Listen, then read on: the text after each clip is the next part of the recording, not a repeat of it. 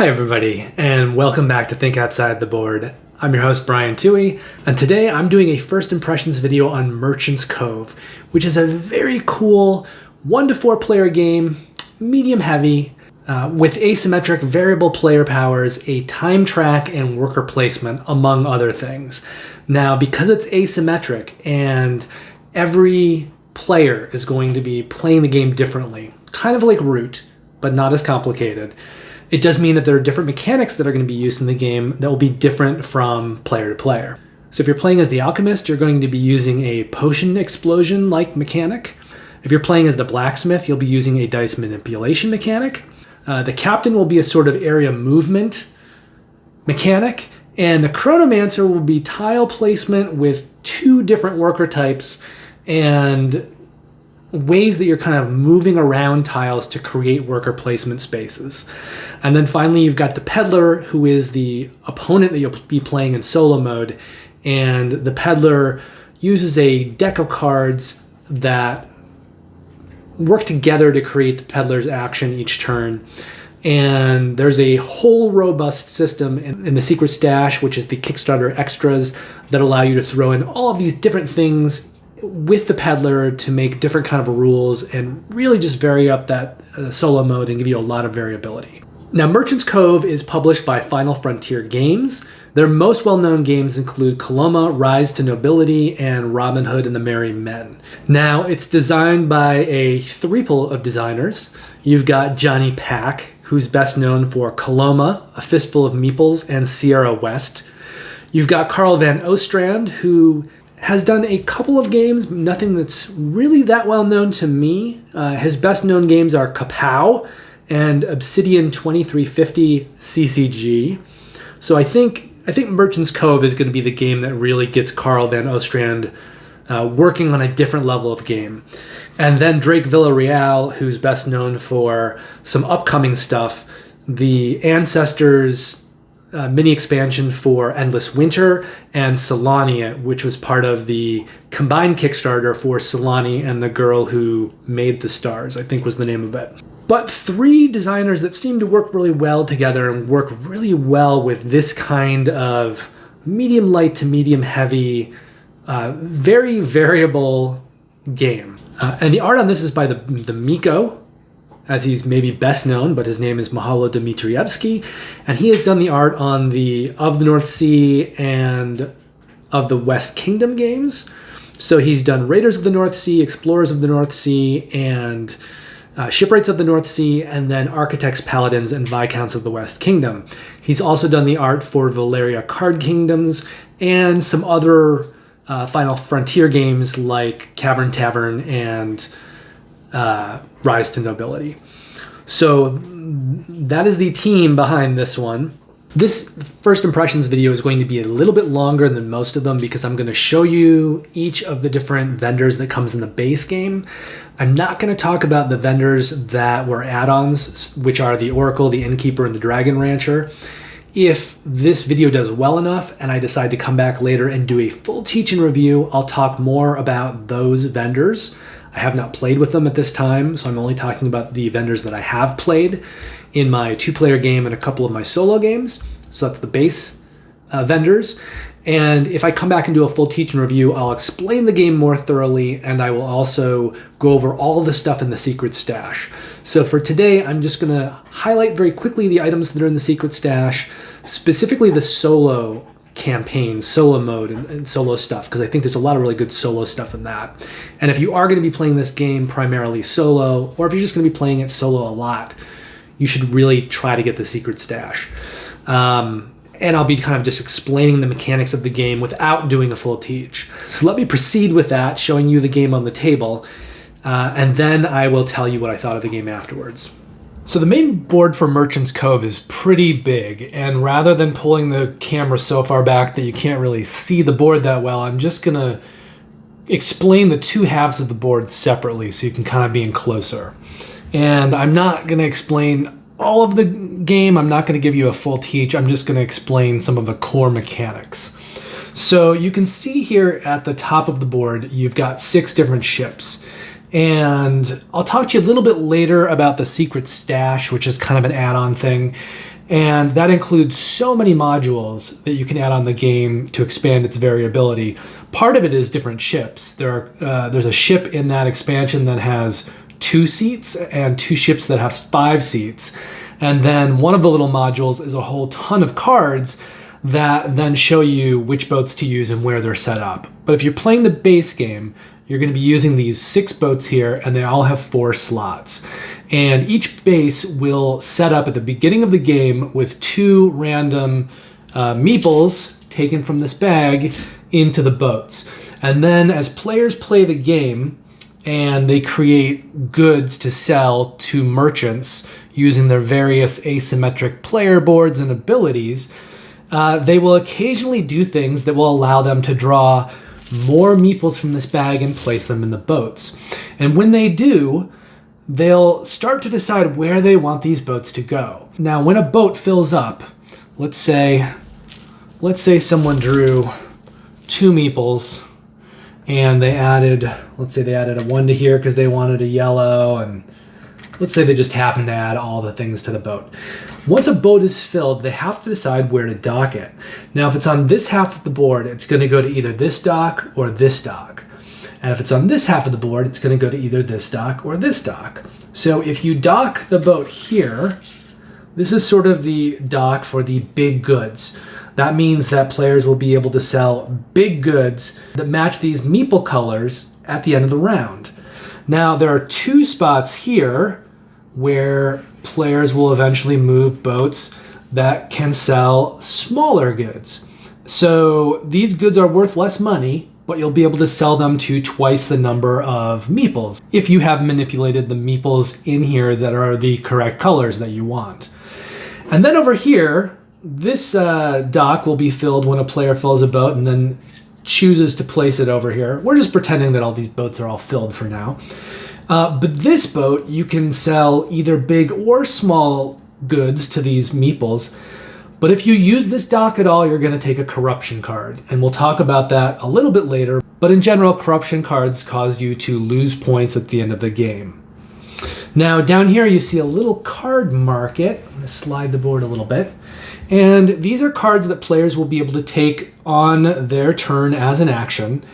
They contain these differently colored symbols that they'll be able to use for endgame scoring at the end of the game. And they also have one-time abilities players will be able to use when they take them and they slot them into a player board. Now, all the players have different little player board bars that look like this. It's different for each merchant because the actions are specific to that merchant. But essentially what will happen is when you do decide to buy a card at some point, which you'll do using an action on your player board, and you'll spend the amount of time that is depicted underneath the cards, and in some cases on the ends here, you'll also take a corruption card, which we talked about already, but those are bad.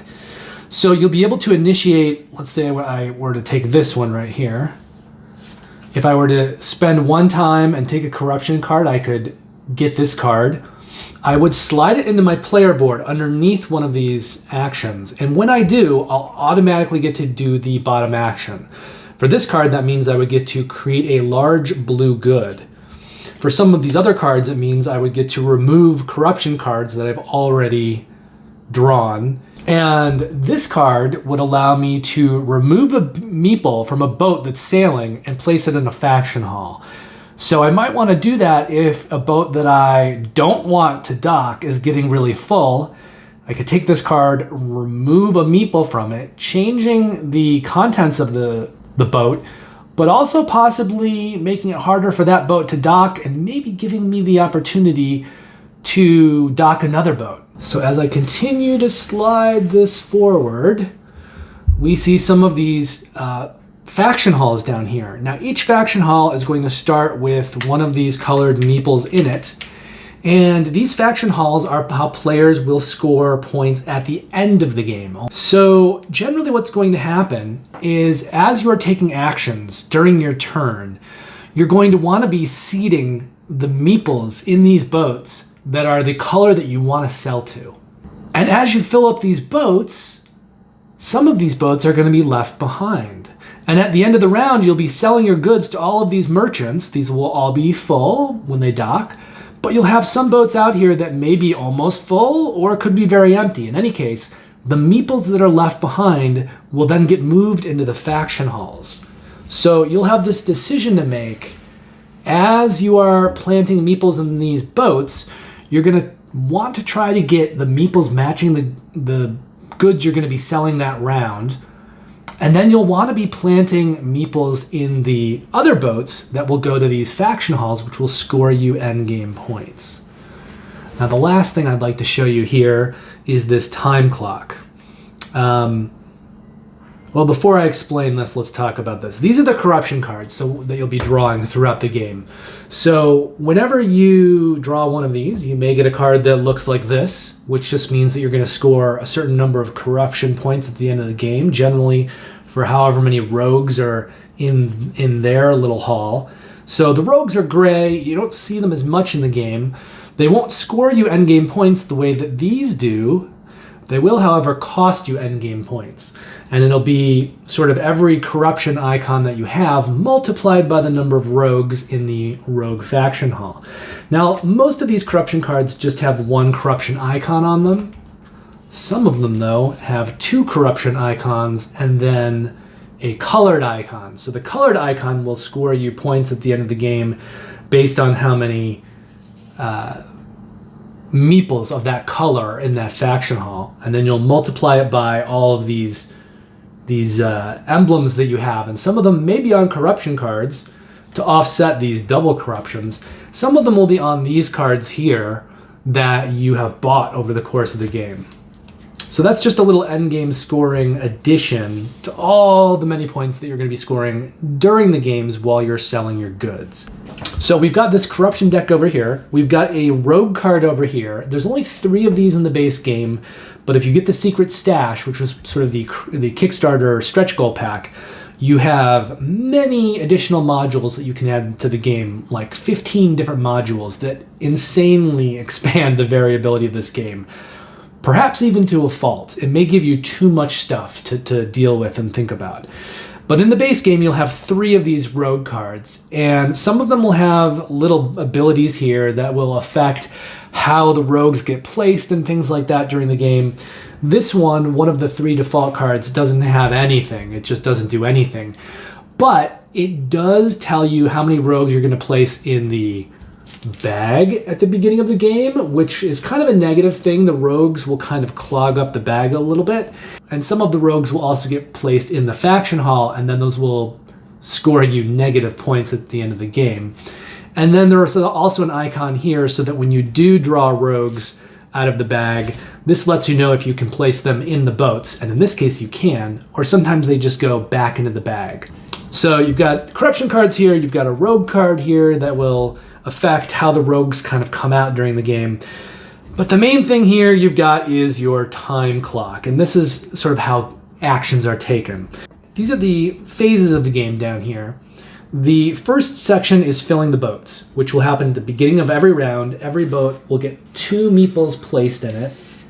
And also these cards, one of them will come off and you'll get a new one in. So there will be a little bit of a rotation of this market at the setup phase of each round. And there's 3 rounds in the game. So you'll do that. You'll set these boats up new each round at the start during the load the boats phase.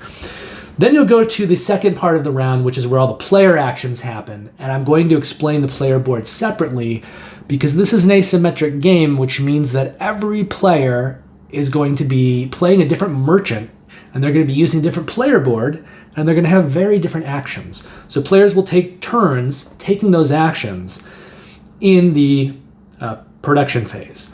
So when they do that, this is a time track, so whoever is on top is going to go first. And generally when you're moving this, if I was the orange player, most actions you'll take in the game will be 1 or 2 timepieces. So you'll just move your player forward that amount.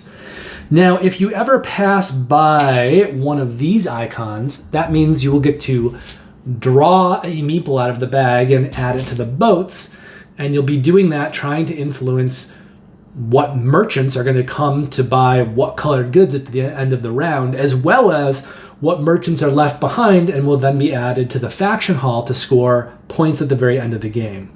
So every time you pass by one of these, you'll get to draw one of those meeples and add it to the boats. In a 1 or 2 player game, you're going to replace the icons here at 9:30 and 11:30 with these 2 icons. So when your timepiece passes these, you will actually add 2 meeples to the boats, 1 at a time. So you'll be taking these actions, 1, 2, however many time pieces it is, which essentially means that you have 11 units of time in this round. Now, in normal time track function, whoever's last will go next. Now, and if the last player takes a turn that only uses a little amount of time and they're still last, they're going to get to go again. So whoever's last could end up going several turns before they catch up. And if they land on top of this icon, this purple player will still go first yet again. Once he is ahead of the orange player, then the orange player will get to take their turn. So on a time track like this, players are forever kind of leapfrogging, and whoever is in the rear or on the top of the stack gets to go first. Now, to make things a little more complicated here, we have these 2 little mice tokens that go on the clock hands. And in the first round, they'll just sit there and they won't really do anything. Players will just use the clock numbers like they would. And when all players have either landed on or passed by this market icon, then the production round will end and players will go to the market phase. But in the second round of the game, this mouse will move here, which means that players will start their tokens on the 2 spot instead of on the 1 spot. And that'll also happen in the third round when this mouse gets moved to the 2 spot. So each round, players are essentially losing 1 unit of time that's available to them. However, players can use these corruption spaces instead of going by here. So if I had a big turn and this guy was ahead of me and I wanted to get in some extra time, instead of going like this, straight on the numbers, I could jog over and use the hand of the clock as one of my timepieces. However, there's a downside to doing that. In fact, there are 2 downsides to doing that. The first is that I don't get to load the boats when I do this, when I kind of go around. I don't get to take that action. And that could be bad because that could mean that my opponents are going to get to load the boats and I'll have less say on what meeples are going to be buying what goods at the end of that round. And the second thing is that when I use this space, I'm going to have to take a corruption card, and that's more negative points at the end of the game. However, I may get myself in a jam and I may really need this extra time allotment to be able to do what I need to do before the round ends. So this is just kind of an extra little mechanic in here with these mice, and it affects play a little bit more each round over the course of the 3 rounds. But in general, that's how this little time track works, and that's how the clock works. And when we look at the player boards in a minute, you'll know that the units of time, 1 to 2 units, will correspond with all the numbers on this clock.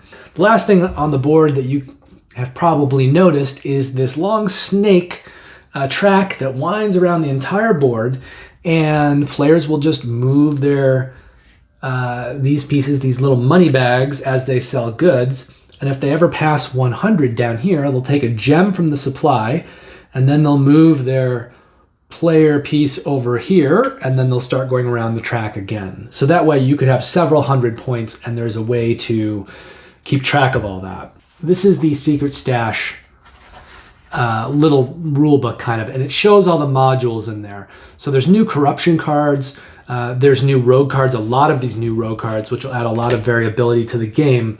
And in fact, a lot of the new rogue cards that come with the secret stash are also used in the secret stash's solo mode.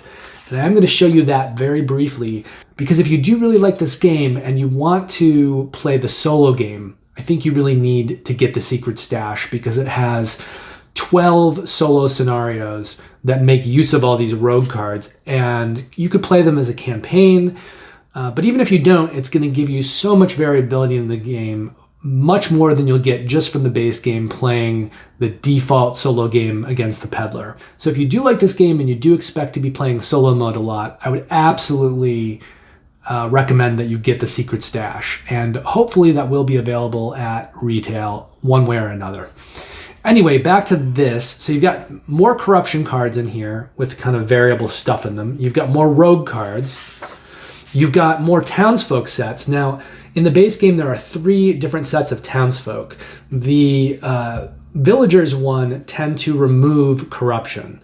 The sailors tend to give you more options that you can use with removing people or moving them around in the boats. And then these fighters tend to give you goods. But there are several more townsfolk sets in the secret stash, so you can mix them in with these or use different ones. In any game, you're supposed to use at least 2 sets, but this will give you more variability in terms of what you can include.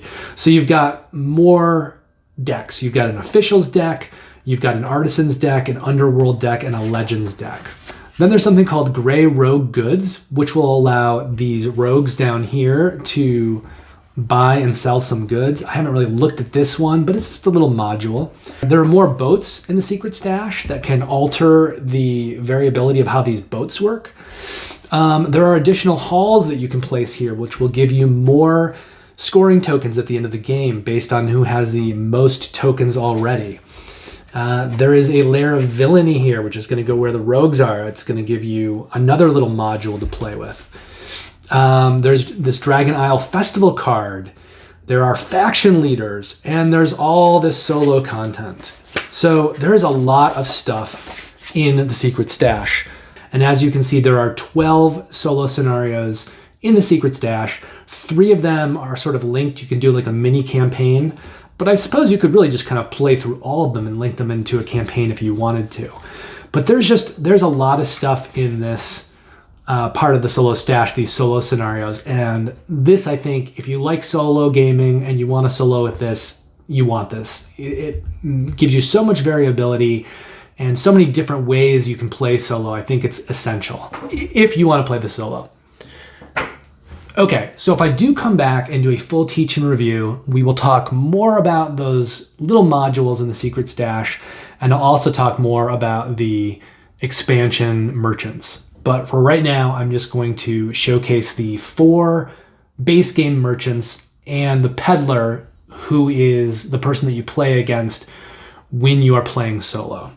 Okay, so each of the merchants has their own little player manual, and if you're playing the game, you can always hand these out to the players, although it's probably a lot for a player to learn on their own if they don't even know the game. So I think if you're teaching this game, you probably should be prepared to teach the merchants that you're going to be playing in the game.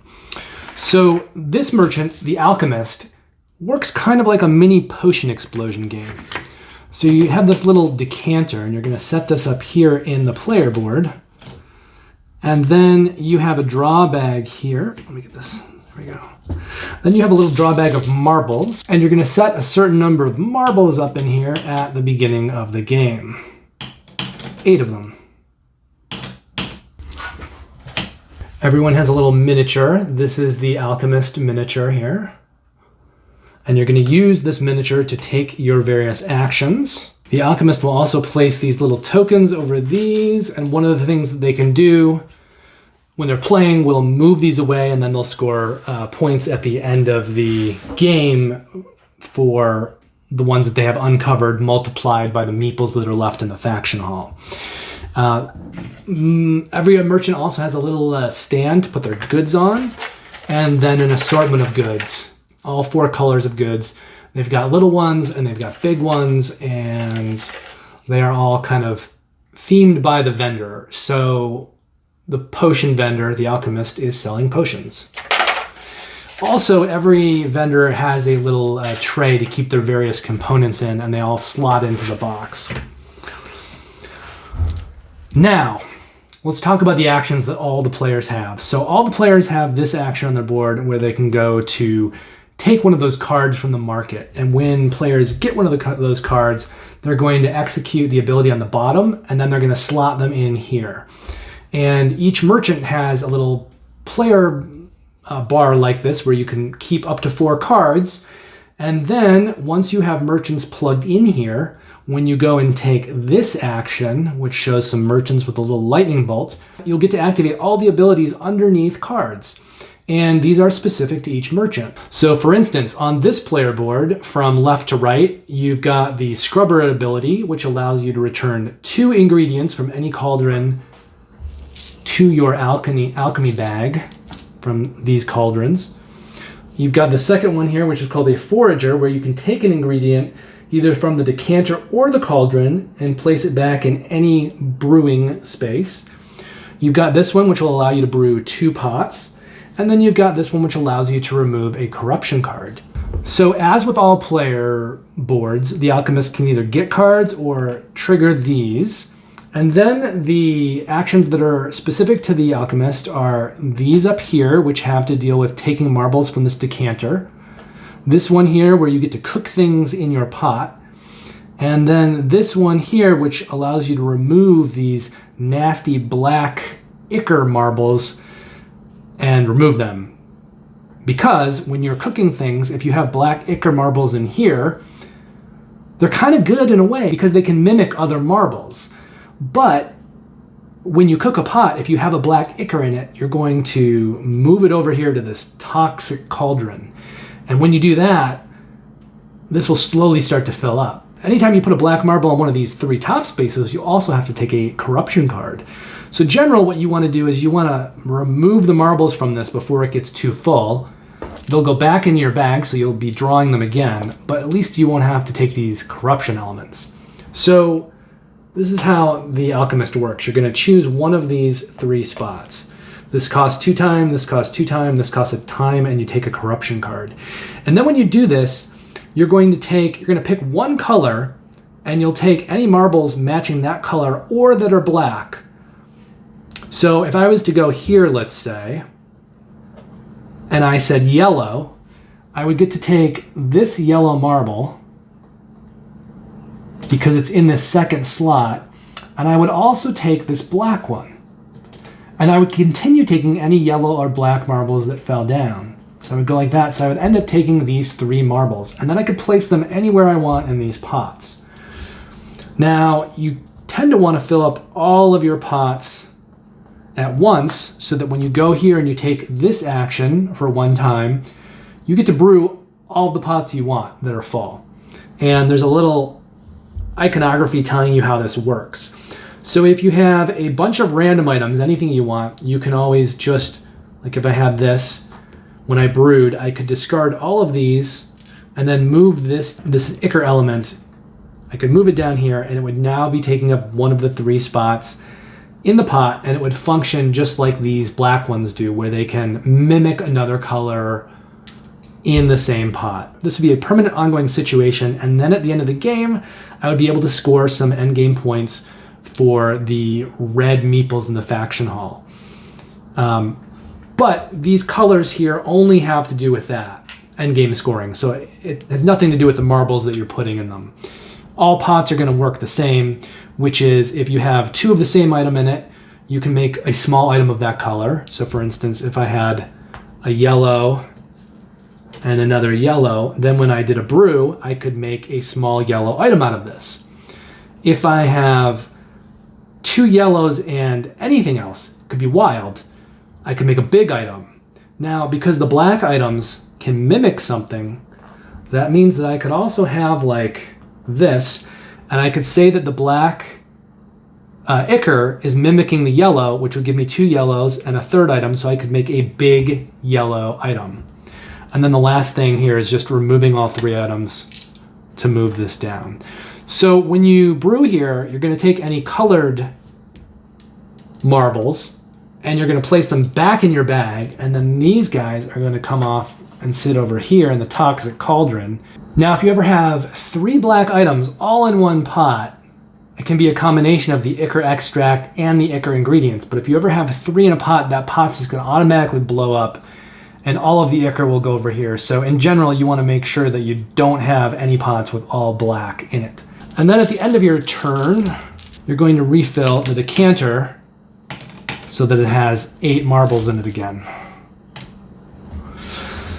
So essentially the Alchemist here is using their various abilities to take marbles, put them in the pots, brew the pots, create goods, move down these Ichor elements so that you'll be able to score more points at the end of the game, and then kind of do a good job managing your Ichor ingredients so that the pot doesn't get too full and you don't have to take a lot of corruption. And again, you can always do that by going there and emptying out this pot, and these will just go back to the bag.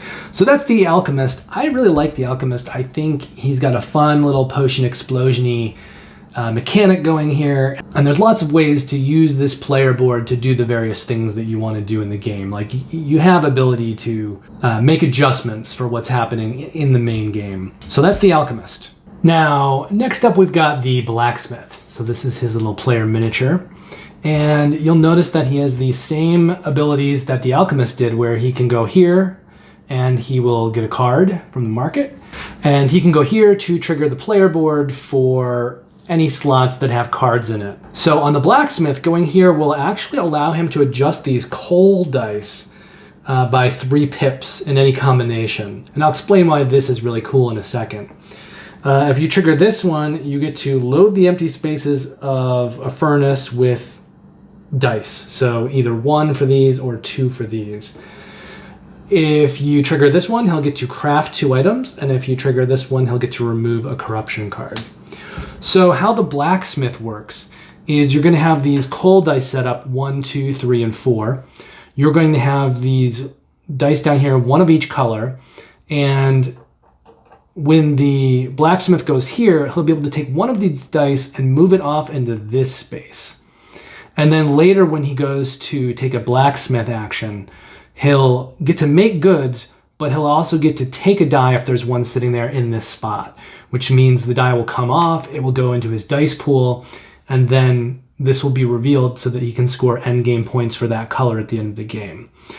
So at the beginning of a round, the Blacksmith will take the dice in his dice pool. So if this one's still here, he's only going to take these 4. He'll roll them, and then he'll be dealing with these rolled dice this round.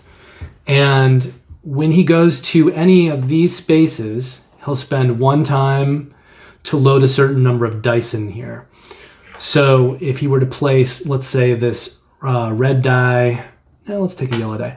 If he were to place the yellow die here, that means he's going to be forming a yellow good or trying to form a yellow good. He'll always be going off the top die here. So if I put that there, that's going to be yellow. Now, you'll see these numbers at the top of each thing. This means that if he wants to produce goods here, the left side corresponds with the red and green, and the right side corresponds with the blue and yellow, which means if he wants to create a red or green good, and these 2 spaces are for large goods, these are for smaller goods.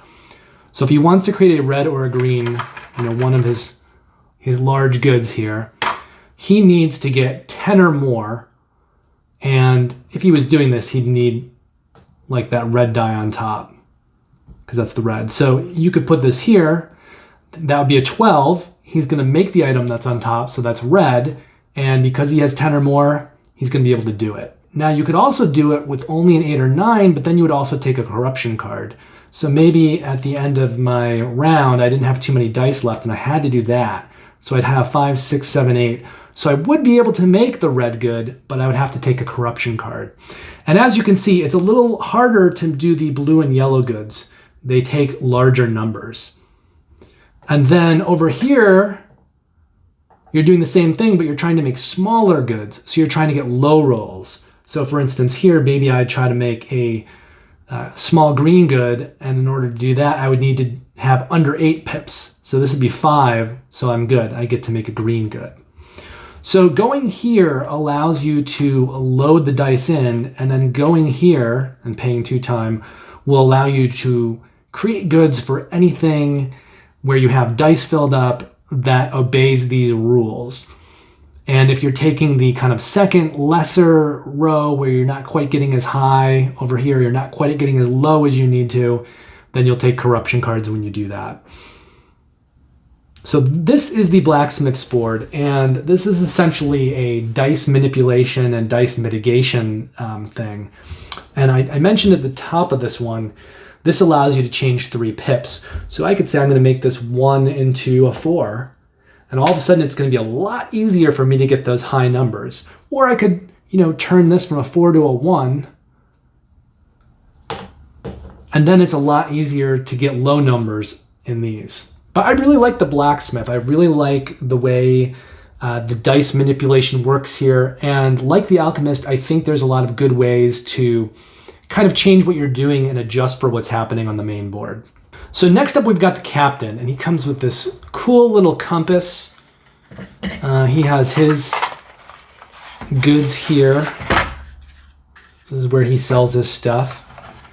You're going to have these treasure chest goods, which you're going to place on these 4 islands randomly at the start of each round. You have these cursed coins. You've got the captain's goods. You've got these 4 little ships of his, and you've got the captain's miniature right there. Okay, so again, you see we've got a worker placement spot right here that will give him cards from the market. There's another one here where he can trigger his little player board actions for any cards that he has slotted into it. His board works a little differently than others. This is more of kind of like a movement and area control thing. So when you go here to this compass, you're going to spend 2 time and you're going to flip this. And you're going to get a certain number of movement points and a certain number of curse coins. So that means I have to take 2 of these curse coins and put them on Pirate Island here. If this ever equals 7, I will remove them and take a curse card. So I'm kind of always building up to taking a curse card. And then when I get 3 movement, I can move these ships, any combination, up to 3 total spaces. So this ship, maybe I'm going to move this 1. Maybe this ship I'm going to move 2. And then I can always make use of these little diagonals and do this as my 3rd movement. But if I do that, then I have to add another curse coin to Pirate Island. And then this will just allow me 1 movement. So if I go there, that's just going to allow me 1 movement like that. And there's always a rule in Merchant's Cove for all of the vendors that you can't take the same action twice in a row. So, maybe I go here, I flick this, I pay some coins, I do some movement. Maybe I go here to do 1 movement. Maybe I go back here and I do this again. And I say, okay, I need to do 1 more coin here. And now I can do 2 movement.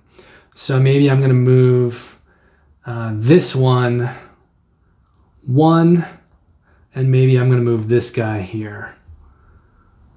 Now, this quadrant has this little ability where I can throw in another coin and then spin the wheel again. But since I already have 5 coins in the island, that's probably not the best thing to do.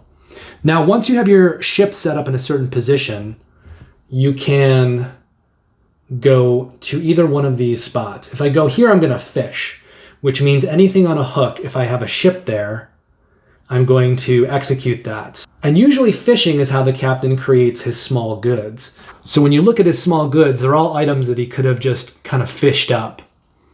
If you have a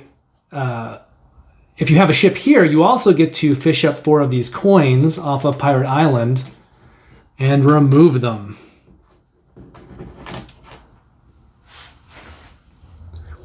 Now, whenever a ship ends its turn on one of these spaces, you're going to get to flip this and see what is underneath. And these are going to be the big goods. This is how the captain gets big goods. So the small goods he fishes, and the big goods he finds in treasure ships on islands. So he's not really creating anything, the captain, he is just finding them. So if the captain were to go here and take this treasure icon, he then would get to collect any treasure chests that he has ships next to. So if I were able to do this, I would then take all of the big goods and place them there. And whenever you remove a good, you're going to replace it with another good from the supply. Now, when this happens, though, all the boats that are by those will go back to this Pirate's Cove.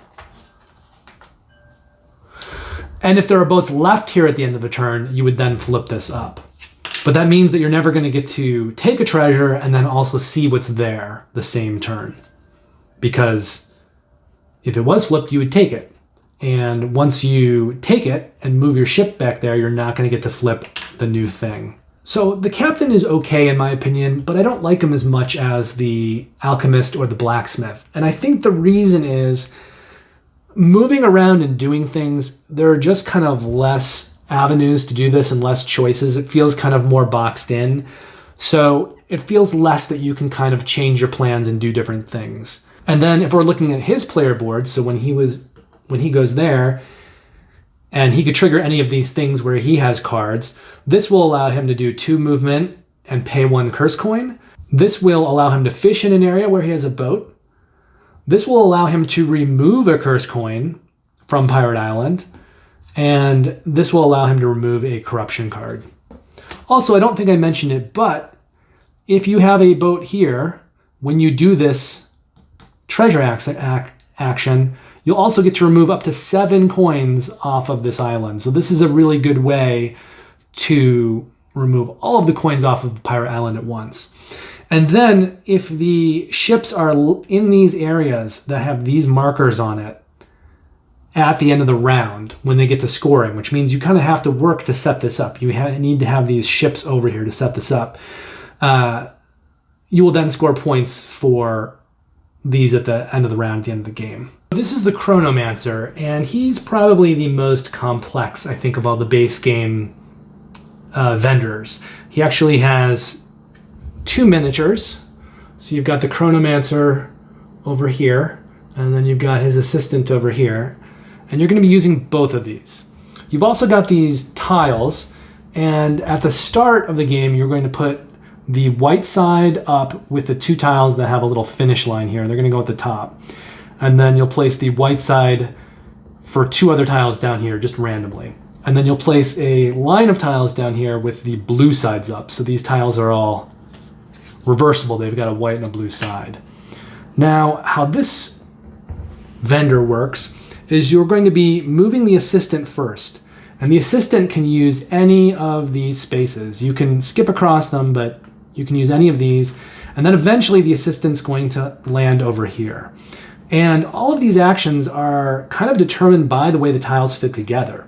So if you look at any one tile, it's got an action on the right side, and it's got like some kind of cost on the left. And so when you put these together, these are always going to be different. So for instance, if I'm starting the game with the assistant, I could go here and I could spend 2 time to take either a small yellow good or a small blue good and create that. If I went here, I'm going to spend 2 time and take a corruption to create either a red or a green.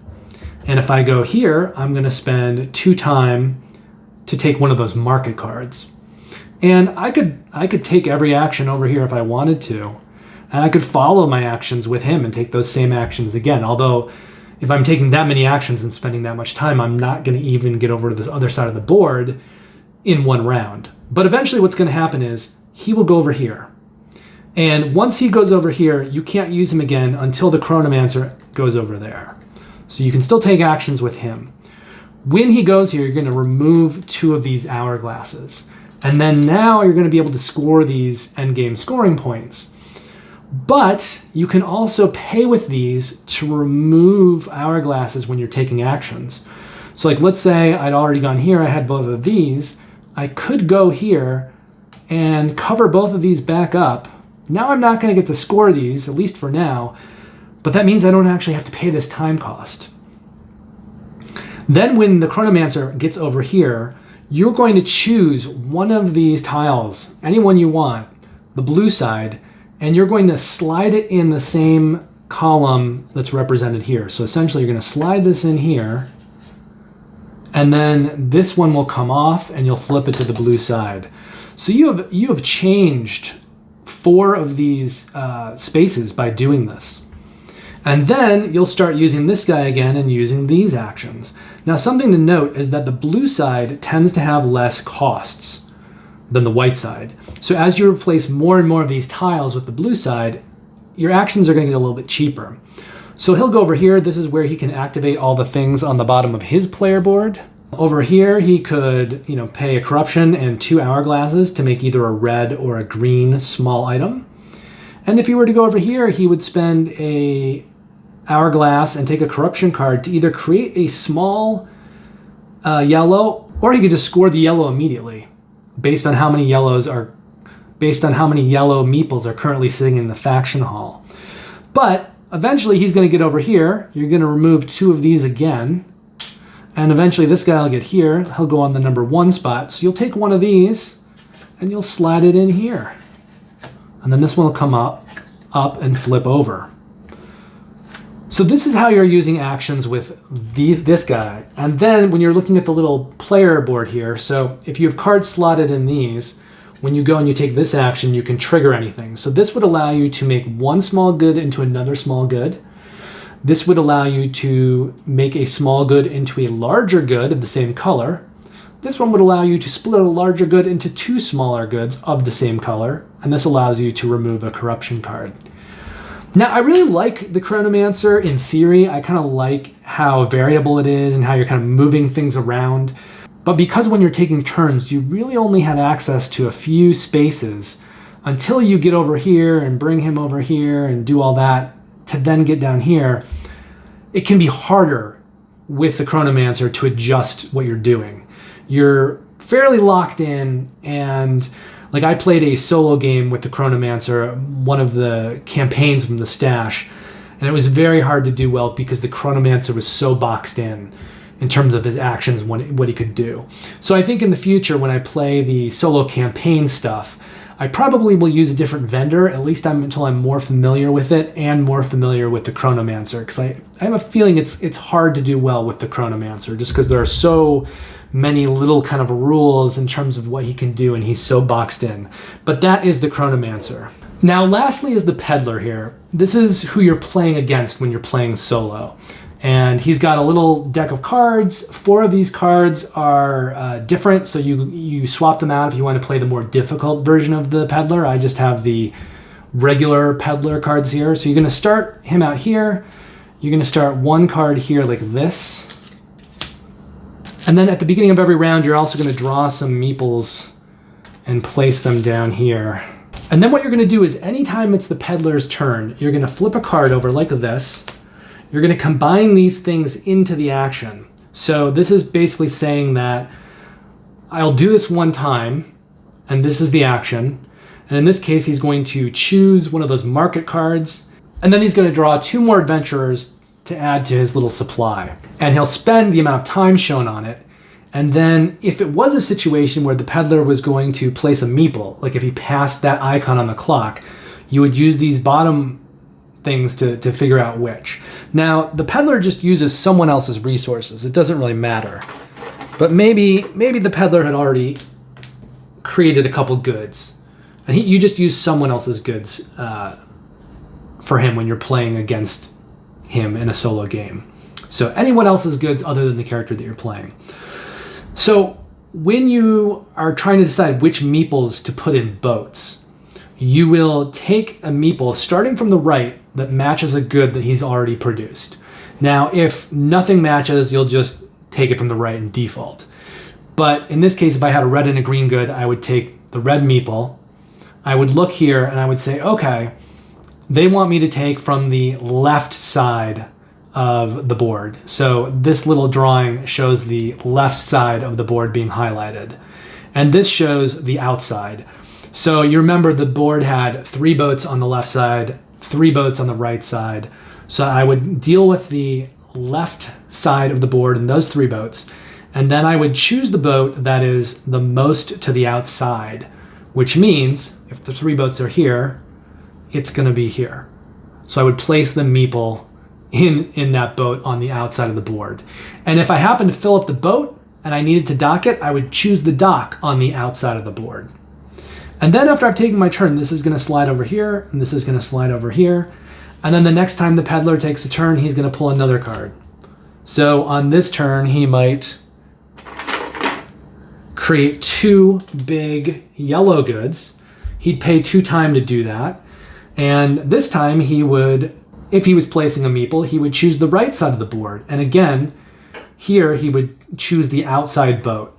Later on, as this moves over, you can see here he's going to be choosing the inside boat. And if he ended up docking a boat, he would choose the inside dock.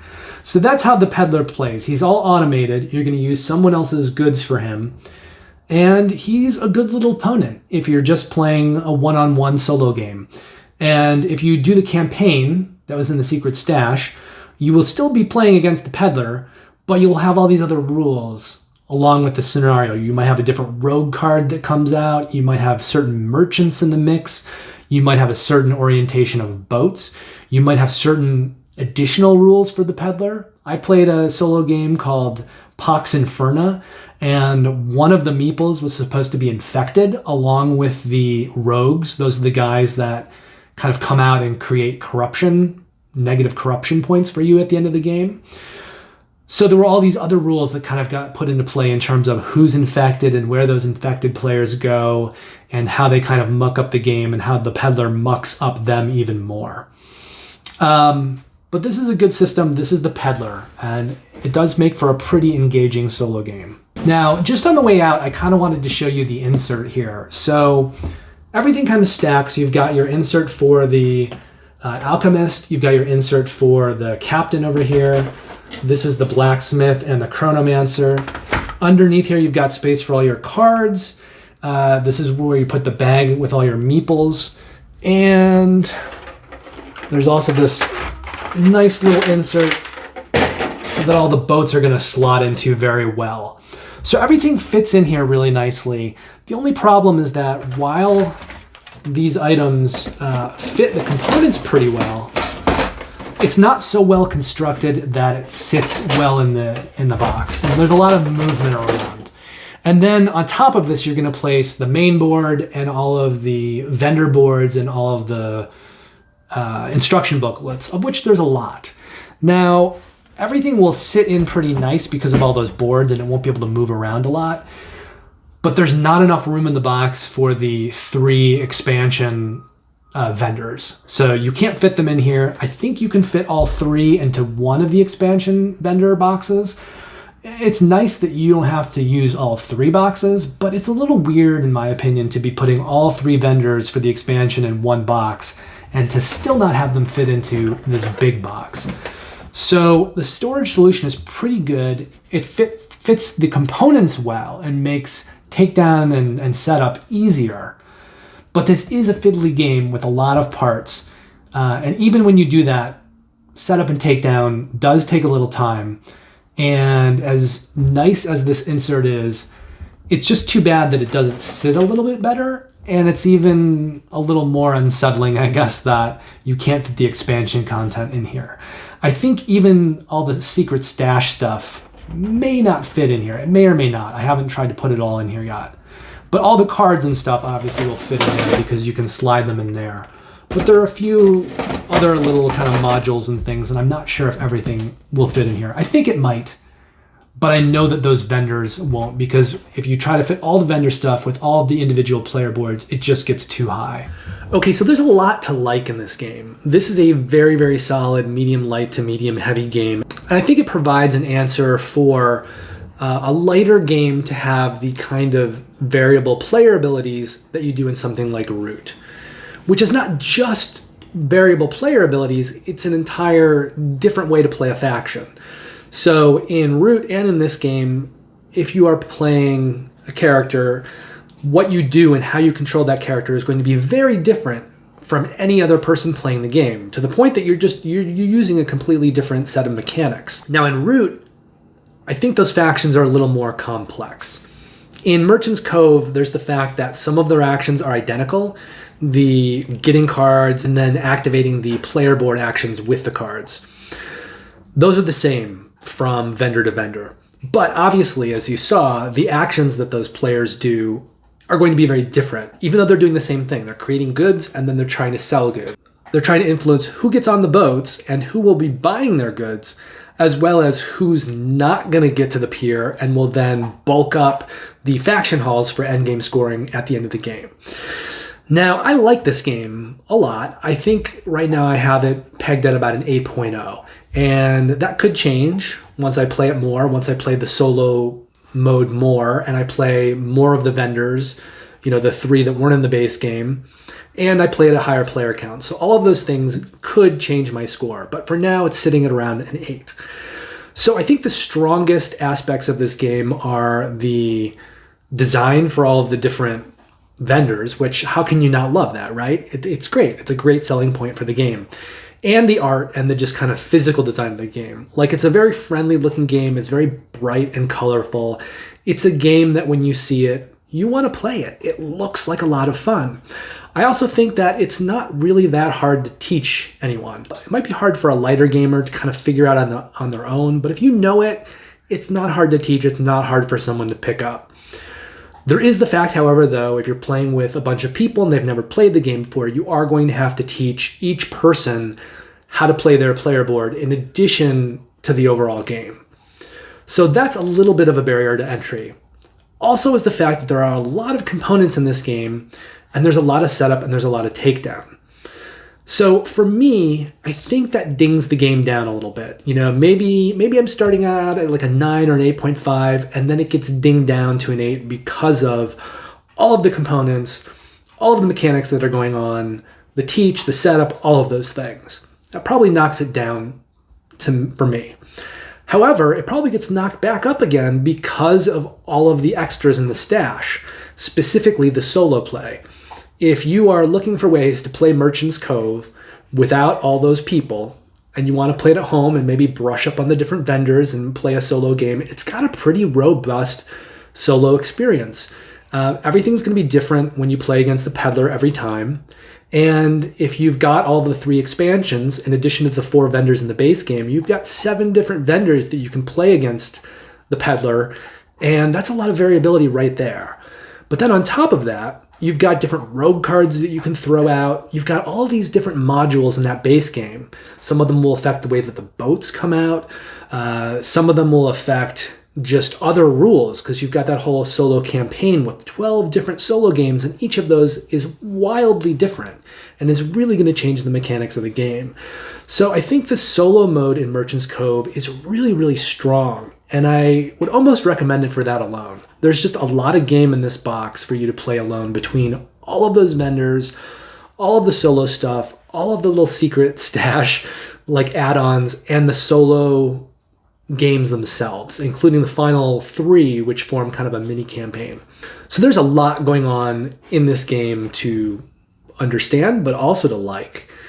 Now, I think I come in at an 8 at the end of the day, at least for now, in the first impressions, because there is so much of the game. It's overwhelming a little bit. It's a big box, and then you've got 3 more boxes on top of that with the different vendors. And it's a lot for storage. It's a lot with the teach. It's a lot going on, especially if you're looking at it as a medium-heavy, almost even a medium-light game that you can play with more casual gamers. I think, yes, it's true that it's a lighter game than, say, Root, and it's going to be a lot easier to teach and pick up, but there still are those other factions to deal with. And I don't know that lighter gamers are so quick to pick up new things all the time. A heavier gamer playing Root is probably going to be used to picking up a lot more mechanisms on the sly, and may have an easier time kind of just falling into the mechanics of Root and learning them quickly. This one, I'm not sure as much. However, I do really like the game. So I do think there's a big question for Merchant's Cove in terms of who is this game for? Even though there are some pretty good actions for players to choose from, and I think a lot of good choices and agency, in my opinion, it's a little bit varied by vendor type. So I didn't really like the Chronomancer as much as some of the other characters. I'm not going to say it's impossible to do well with the Chronomancer, but I'm not sure that it is possible. Whereas some of the other characters, I think the Alchemist and the Blacksmith, it's pretty easy to do well with those characters. I haven't really looked at the 3 add-on vendors yet, but I'm not sure that there's enough going on for heavier gamers in this. I think there's a heck of a lot of game for medium light gamers. And I think if you like lighter Euros and you like worker placement and you like lots of variability and you don't mind having a lot of components and some setup time and just boxes and choices and you like solo stuff, oh boy, this could be the game for you. I mean, it's a really good game. It's a solid game. It's got a lot of great stuff going on. And as I said at the top, it is vibrant and very engaging to look at. Like just looking at that board, you want to play the game. Replayability in terms of the longevity of the game, obviously the differences in vendors are going to take you quite a way. You're going to have to play the game quite a bit to get tired of everything that it has to offer. But at the end of the day, you are kind of doing the same thing with each of the vendors. You're just doing it a little differently. So I think that this game is really going to sort of vary by player. And I think you could have some pretty wide opinions in terms of people who love it and people that want nothing to do with it. For me personally, I really like it. I'm going to keep it around for a while. I think the variability and the way that the vendors play differently, that's the kind of game I really want to have in my collection. There's always a time I could bring it out and impress somebody or just show them something new that they haven't seen before. And not everybody can jump into Root, but I think everybody can jump into Merchant's Cove, with the proper teaching. So I think this is a really good game to have around, and I like the choices in it. It's maybe not quite on the level it could have been. I don't think it's like in that 9 range. I think it's more in like the 7s or 8s, depending on how you like it.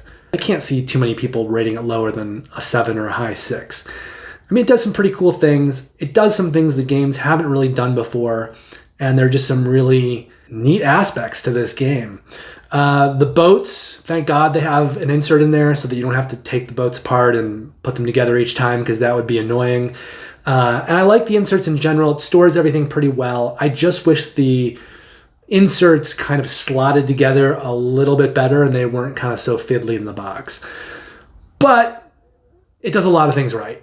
And I think for the medium light to medium heavy area of gamer it's targeting, I think it's done a really good job with what it's done.